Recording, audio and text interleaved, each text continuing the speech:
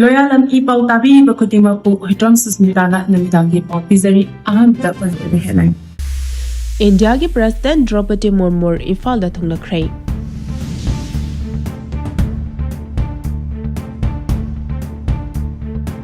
Leingakpasingsu relief Campta Leihanduna Idpsingi Awaba asi mayek sengna Khanghanlagani haina athawuna phongdorakli.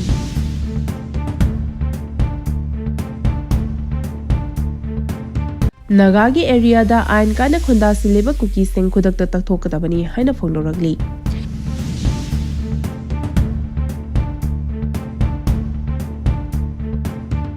Sanura Pijari Indiagi President Murmu Imphal da thunglakhrei. Boycott total shutdown amadi general strike singa marakta ngasi Indiagi President Draupadi Murmu numit nini ki khongchata Imphal da thunglakhrei. Mahaki khongchat manungda hayeng pangthokadoriba nupilal ningsing thoramda saruk yaduna nupilal ningsing thoramda saruk yaba lebak asigi ahamra president su oiragani.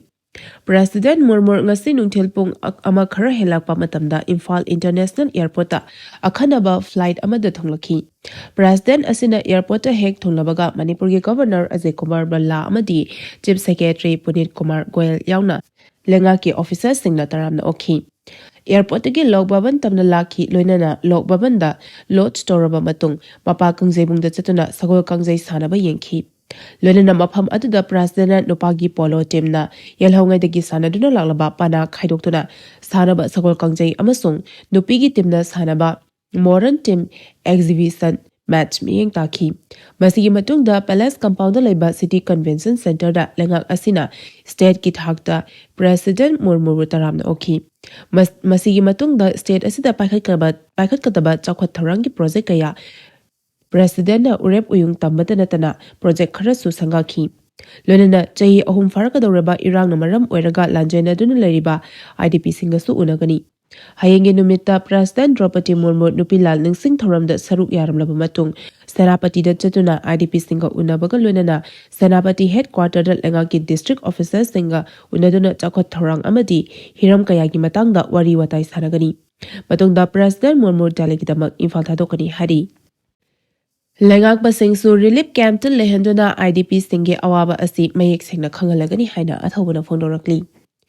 Indiagi President Draupadi Murmu na ngasi Imphal da laktuna hayeng pangthokadoriba nupilagi thoramda saruk yagadoriba mahaki Manipuri khongchat asida Indiagi constitution gi luchingba oiriba President na Manipur gi miyam lak kun henba asigi phangpham thokpa masagi fundamental rights adu ngasi phawba phangdana lairi habadu mayek sengna khangpham thoi. Mahakna Manipur da laktuna miyamga unagadoriba asida Manipur miyamgi fundamental rights adu piramgadoribra habadu kokomi abadi Manipur miyamgi achawba wahang ama oiri loinana mahakna Manipur da leringai matam asida chahi ani makhai hena Indiana Manipur miyamgi fundamental rights matuna thamliba asi pigani habigi chap chaba thazaba adu piramgadabani amadi Indiagi constitutional rights ta piriba ekhoina chatningba mafamda chatpa yangani haina yawrabasu ngasi phawba chahi ani makhai hena national highway amata chatpa yandana thamliba asisu yahalamgadori bra haiba adu president na miyamda chapchawa pa khumpiramgadabani loinana maraibak thiraba masagi maramdamda refugee amagomna leheliba IDP kaya asi karamba matamda masa-masagi mayumda hanjin hangani haiba adusu President na Manipur miyamda chapchawa wafam adusu thambiramu kariguma mahakna lakliba asida wafam amata phongdoklamdaba taragadi mahak asi aikhogi President oiribra natraga oidrabara haiba asisu miyamna hangkhwam thoi haina ngasi lamboi khongnang khongda hauzik chathariba wakat mifam asida pangthokiba pawgi mifam amada kokamigi convener khuraizam athawuna phongdokhibani. Nagagi area da ain kaina khunda sileba Kuki sing khudakta takthokadabani haina phongdorakli. Indigenous Naga land owners singi Awaba amadi karimata Khanghanlamba tawdana ain kaina Kuki singna khunda sileba sing adu athubada masak khangdopaga loinana eviction tawgadabani haina Liangmai Naga Council Eastern Zone thadorpa Loyalam hari. Cherola asina makhatana haribana Senapati district ki side to Campta zone subdivision ki manung chana laiba Kharab Wi-Fi village ta aina yadaba mongda Kuki militant singi camp hangdoklibasi yamna thamoi shokningaini. Hariba jaga asi Naga miyam ki Manipuri ki oiba lamgi area manungdani. Mafam asida Kuki khulai paiba singna lam khopchilibasi irai laina lawbu chumloi. ꯃꯁꯤ ꯃꯐꯝ ꯑꯗꯨꯗ ꯍꯥꯟꯅꯗꯒꯤ ꯂꯩꯔꯛꯂꯕ ꯅꯥꯒꯥꯁꯤꯡꯗ ꯈꯠꯅꯕ ꯍꯧꯕꯅꯤ꯫ ꯍꯧꯈꯤꯕ ꯊꯥ ꯈꯔ ꯑꯁꯤꯗ ꯐꯨꯠꯍꯤꯜ Naga coordinating ꯀꯃꯤꯇꯤꯅ Naga territorial right ꯁꯦꯐꯒꯥꯔꯗ ꯇꯧꯅꯕ ꯆꯪꯁꯤꯟꯕ ꯈꯣꯡꯖꯪ ꯑꯗꯨ ꯒꯚꯔꯅꯔꯒꯤ ꯂꯝꯖꯤꯡ ꯃꯈꯥꯗ ꯁ꯭ꯇꯦꯠ ꯒꯚꯔꯟꯃꯦꯟꯠꯅ ꯑꯄꯤꯜ ꯇꯧꯕꯗꯒꯤ ꯍꯟꯗꯣꯛꯈꯤꯕꯅꯤ꯫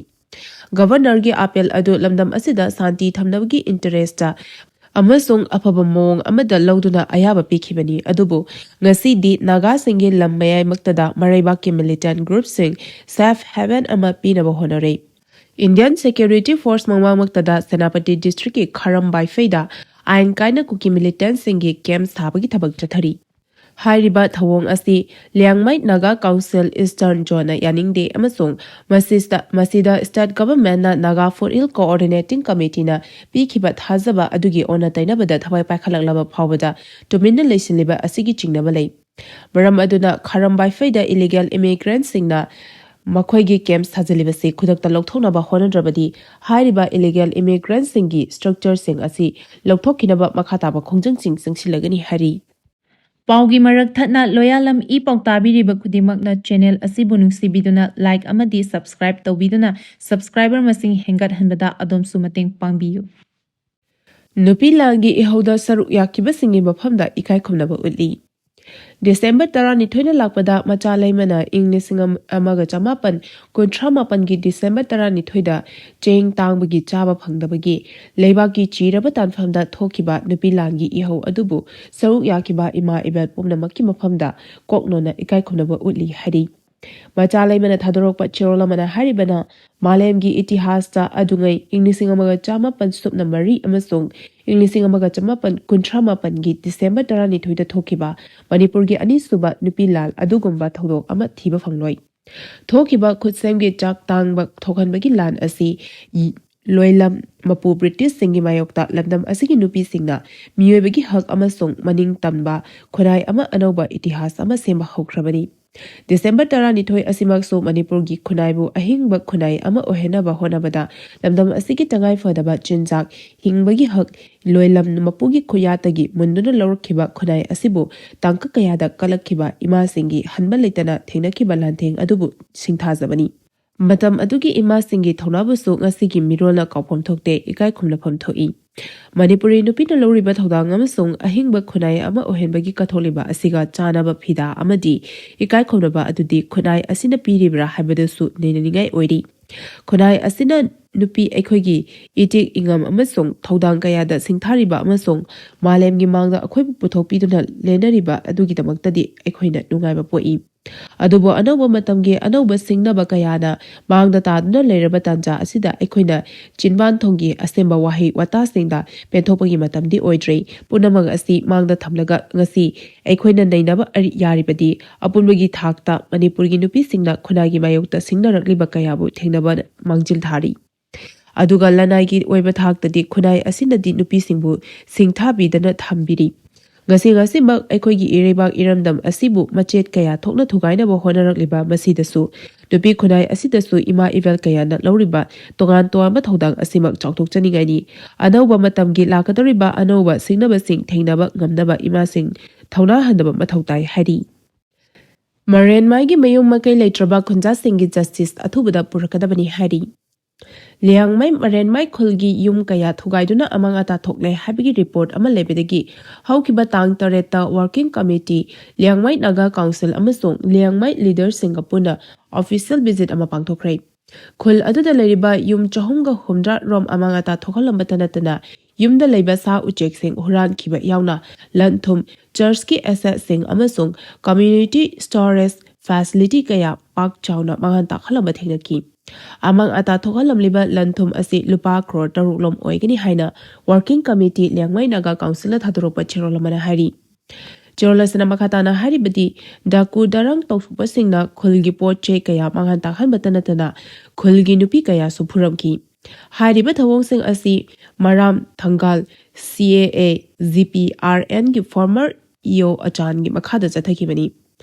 ꯊꯧꯗꯣꯛ ꯑꯗꯨꯗ ꯑꯋꯥꯕ ꯇꯥꯔꯕ ꯈꯨꯟꯖꯥꯁꯤꯡ ꯍꯧꯖꯤꯛꯁꯨ ꯔꯤꯂꯤꯐ ꯀꯦꯝꯞꯇ ꯂꯩꯔꯤ꯫ ꯍꯧꯖꯤꯛ ꯑꯁꯤ ꯈ꯭ꯔꯤꯁꯃꯥꯁ ꯃꯇꯝ ꯑꯣꯏꯕꯒꯤ ꯅꯨꯡꯁꯤꯅꯕ, ꯁꯥꯟꯇꯤ ꯑꯃꯁꯨꯡ ꯔꯤꯀꯟꯁꯤꯂꯦꯁꯟꯒꯤ ꯃꯇꯝ ꯑꯣꯏꯔꯕꯁꯨ ꯊꯧꯗꯣꯛ ꯑꯗꯨꯗ ꯃꯔꯝ ꯑꯣꯏꯔꯒ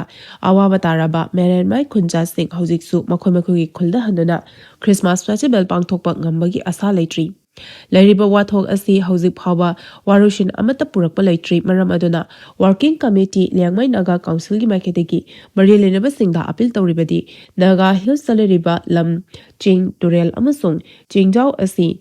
Naga singi rightful oiba lam singni masida kanagumba miyoi amatana hairiba jaga asi maning tamna paishinbagi authority leite Maram aduna lamsing asigi asengma mapu oribasingna makhoi mang takrabasing aduda compensation tawgadabani namfuda mafam aduda leiriba miyoi singbu tanthoktuna aina yadaba mawongda khoda laita hanaba honabagi thawong yaba ngamloi mafam aduda leiriba community kudimana makhoi gi oiba customary law historical fact amasung legal rights sing adu ikai khumnagadabani wari watai saraba amana amabu ikai khumnabu utpa amasung logi oiba process khakta na tung koinagi oina santi purakpa ngamgani working committee Liangmai Naga Council amasung Liangmai leaders singi maiketegi su ayaba awaba taraba mayum makai letraba maramai khunja sing adugi justice ki damak chapchana lepli loina mari lenaba authority sing civil society sing amasung stakeholder singna hiram asida miyeng changduna athubada mathau taba thabak sing paikhatuna mafam aduda santi amasung dignity thambaga loina niyom chumna mafam aduda khonda laitariba singi lawful ownership oyenabagi khongthang su paikhatkadabani hari achumaran khangdana irang hobuna mangjabala kani haina secretary phongdokhrei Achumaran Khanghanlagani amadi matang matam chadana irang hobana mangjaba oigani haina ya school kendra gi MLA TA Secretary ngasi yomnam laikai awang leraktat nauna saba Sri Radha Mandap Sangab gi thoramda phongdokhrei MLA asigi luching makhada miyamda khusina kiba mandap asti puna lupa lakh ni furom changna sakhibani thoramadu mari daina speaker Secretary na haikibada kendra adugi oiba chakwa thorangi lambi soroki amasung miyamgi tawba yaba thabak miyamga tanaraga paikhanaba thorang tawri Miyamgi lengak laitabana tawningba thabak kaya matam chana tawba ngamdaba asigidamak nungaitaba phongdokli haiki thoramadu da pawmishingna hangkiba tongan wahangsingi pawkhum piraduna MLA Secretary na haikibada India gi president na Manipur laklibasi yamna fai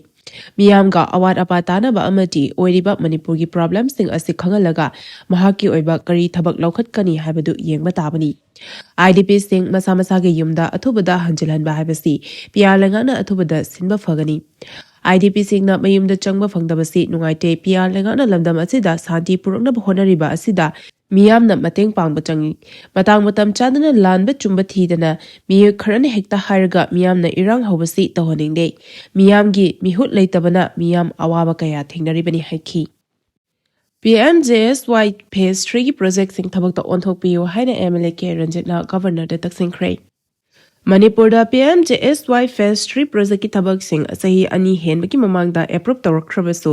phase asigi thabak sing di mamingta oina leiri hairaduna governor na scheme asigi phase 3 gi manung chanba project sing gi matangda akanami yengchangbiu haina Congress Legislature Party ki deputy leader su oiriba Congress ki senior MLA K Ranjitna governor da ai bichirol ama pisingkre hari ngasi pisin ki bachirol aduda phongdo ki boba pham singi manungda Manipurda PMJSY gi makhada pangthokadaba thabak sing sanction tawrakhrabasu matam sangna panduna lebe yaure fibam asina state asigi district pumnamakta hakthengnana mari lenarpa isu ama oirakpaga lunana scheme asigi makhada manung hanjinba mafam sing yauna lambi phalaktabaga lunana sermilon amasung tangai fadana changba potlam sing puthok pusin tawdasu apanba ohelei maram sing asina chahi ani henbagi mamangda approve tawrakhrabasu phase asigi thabak shingi matangdadi pangthokiba tender sing withdraw tawnakiba natraga contractor kharagi marketegi objection tawnarakpa amasung contractor singi marakta chayenaba lakpana chingmadagi panduna laibe yaure